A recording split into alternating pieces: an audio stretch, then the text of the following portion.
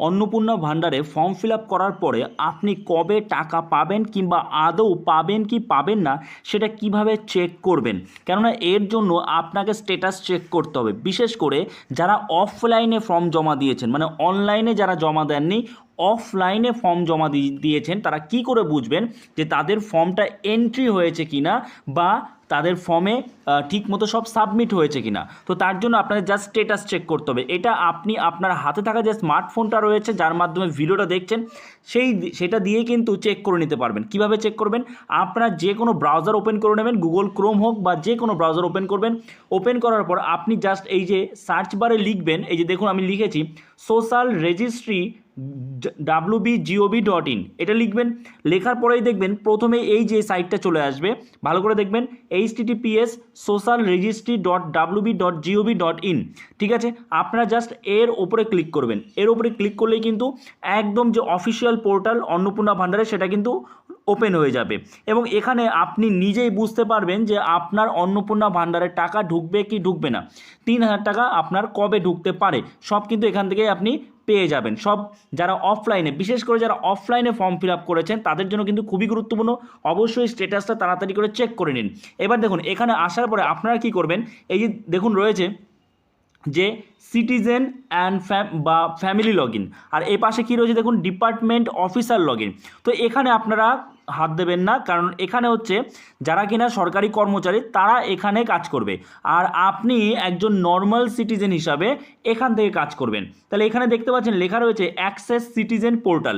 তো আপনারা কি করবেন, অ্যাক্সেস সিটিজেন পোর্টালে ক্লিক করবেন। ক্লিক করলাম, ক্লিক করার পরে আপনাদের সামনে ঠিক এইরকম একটা ইন্টারফেস ওপেন হয়ে যাবে এবং ওপেন হওয়ার পরে ভালো করে দেখে নেবেন, এখানটাতে প্রথমে রয়েছে দেখুন সিলেক্ট ইওর ডিস্ট্রিক্ট।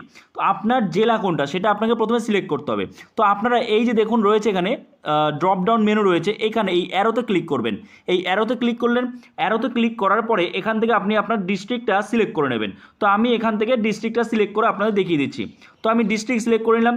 সিলেক্ট করার পরে এখানে দেখুন রয়েছে রেজিস্টারেড মোবাইল নাম্বার, অর্থাৎ আপনি ফর্ম ফিল আপ করার সময় যে মোবাইল নাম্বারটা দিয়েছিলেন সেই মোবাইল নাম্বারেরটা এখানে দিয়ে দেবেন। তো আমি এখানে মোবাইল নাম্বারটা দিয়ে দিচ্ছি। দেখুন আমি কিন্তু এখানে মোবাইল নাম্বার দিয়ে দিয়েছি, ঠিক আছে। এখানে আমি ব্লার করে দিয়েছি সিকিউরিটি রিজনের জন্য। তো মোবাইল নাম্বার দেওয়া হয়ে গেছে। মোবাইল নাম্বার দেওয়ার পরে এই যে এখানে রয়েছে দেখুন সিকিউরিটি ক্যাপচা, এখানে এই যে 12+5 এটা যোগ করে কি হবে সেটা আপনাকে লিখতে হবে এখানে। তো এখানে আমি দিয়ে দিচ্ছি, তো আমি দিয়ে দিলাম, ঠিক আছে।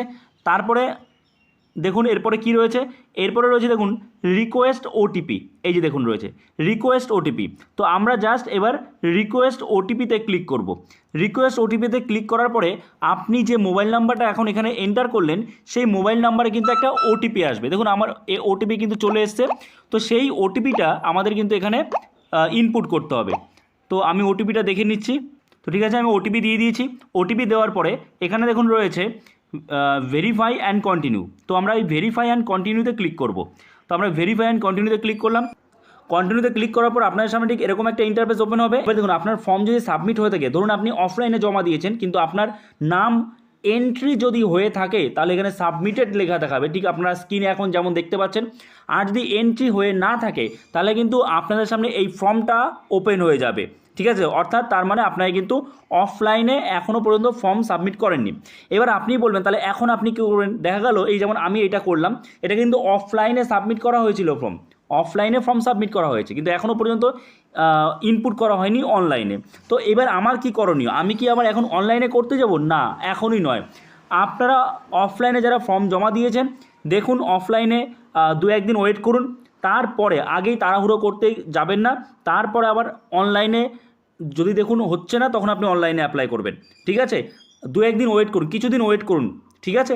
আশা করি আপনারা বুঝতে পেরেছেন, কারণ এখন অফলাইনে যারা যারা জমা দিচ্ছেন সেখানে কিন্তু প্রচুর তাদের কাজের চাপ রয়েছে। সরকারি যারা কর্মচারী তারা কিন্তু কাজ একটার পর একটা করছে, কিন্তু আপনি যদি আবার বাই চান্স অফলাইনেও দিয়েছেন আবার অনলাইনেও করছেন তাহলে কিন্তু সেটা ভালো হবে না, ঠিক আছে। সেটা না করাই বেটার হবে। তো কিছুদিন আপনি ওয়েট করুন, যদি নাই হয় তখন আপনি নতুন আপডেট অনুযায়ী অবশ্যই অনলাইনে করতে পারেন, ঠিক আছে। সো এইভাবে আপনি স্ট্যাটাসটা চেক করেন, যার যার ইনপুট হয়ে গেছে আপনারা দেখবেন সাবমিটেড লেখা দেখাবে, তার মানে আপনি টাকাটা পেয়ে যাবেন। ওকে, তো চলুন দেখা হচ্ছে নতুন কোনো ভিডিওতে। সবাই ভালো থাকবেন।